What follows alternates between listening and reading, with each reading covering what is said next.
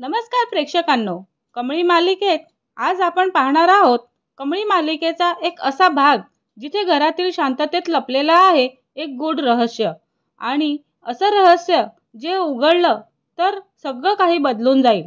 आज आपण पाहणार आहोत सदानंदची वही आणि कामिनीचे कट कारस्थान। चला तर मग सुरू करूया आजचा थरारक भाग। पण त्याआधी जर तुम्ही आमच्या चॅनलला सबस्क्राइब केलं नसेल तर सबस्क्राइब करा आणि व्हिडिओ आवडल्यास लाईक द्यायला विसरू नका। तर आपण भागाच्या सुरुवातीला बघतो की घरात रात्रीचं अंधार वातावरण आहे आणि बाहेर पाऊस कोसळतोय। अन्नपूर्णा हळूहळू सदानंदच्या खोलीत प्रवेश करते। सगळं घर शांत असतं, फक्त भिंतीच्या घड्याळाचा टिकटिक आवाज येत असतो। ती हातात औषधाची बाटली आणि पाण्याचा ग्लास घेऊन पलंगाजवळ बसते। अन्नपूर्णा हळू आवाजात हलका स्मितसह सदानंद यांना बघते आणि सांगतात की बघ ना, आज मी तुझं आवडतं सूप बनवलेलं आहे। तुम्ही बोलत नाहीस पण मला माहिती आहे की तुम्हाला अजूनही त्या जुन्या चवींची ओढ आहे। ती औषधं देते आणि हलकं पाणी पण पाजते। पण आज सदानंदचा चेहरा काहीतरी वेगळा दिसत होता आणि त्यांच्या डोळ्यामध्ये एक वेगळी अवस्था होती।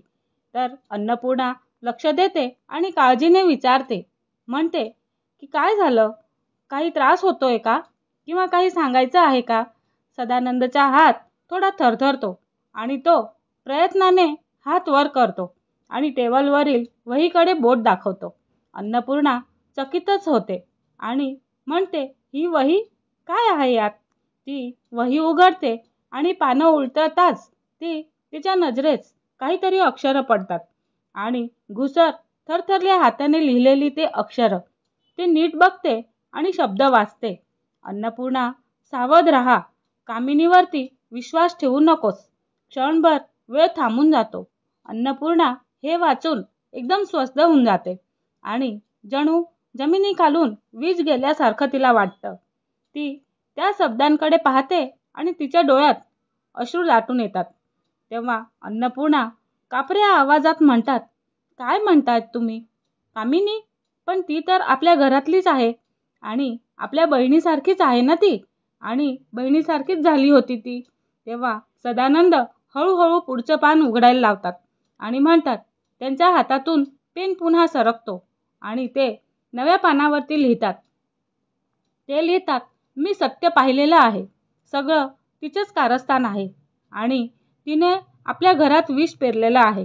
अन्नपूर्णा हादरते आणि तिच्या आठवणींमध्ये वर्षानुवर्ष मागे जाते आणि सगळं तिला आठवतं।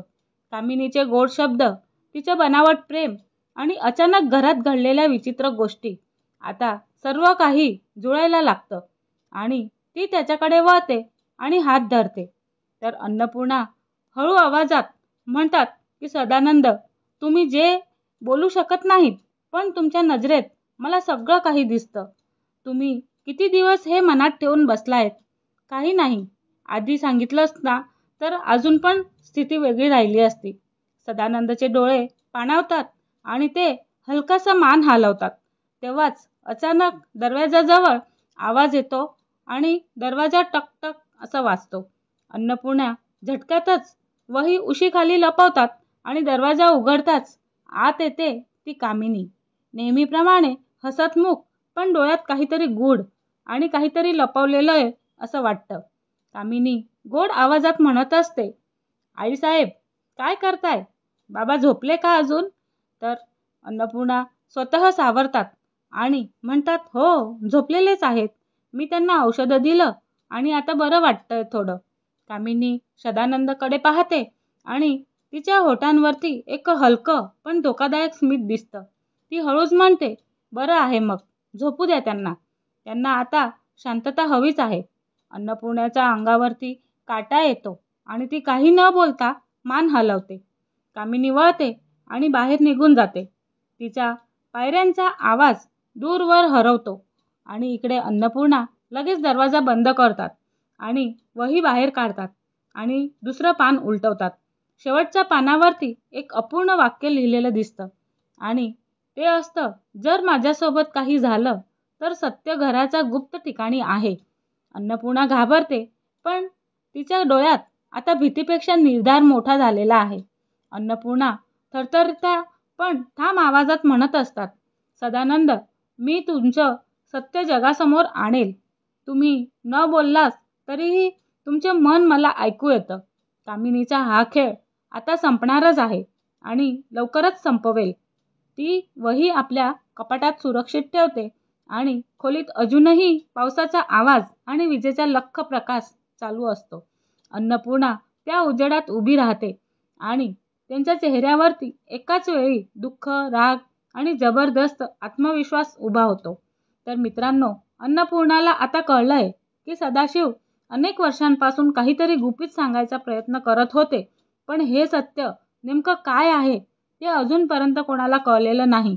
आणि सदाशिवने ज्याचा उल्लेख केला त्या गुप्त ठिकाणात केला आणि ते ठिकाण कुठे आहे आणि काय आहे, आणि सगळ्यात महत्त्वाचं म्हणजे कामिनीला याची खबर लागली तर पुढे काय होणार, हे सगळं आपण पाहणार आहोत पुढच्या भागांमध्ये.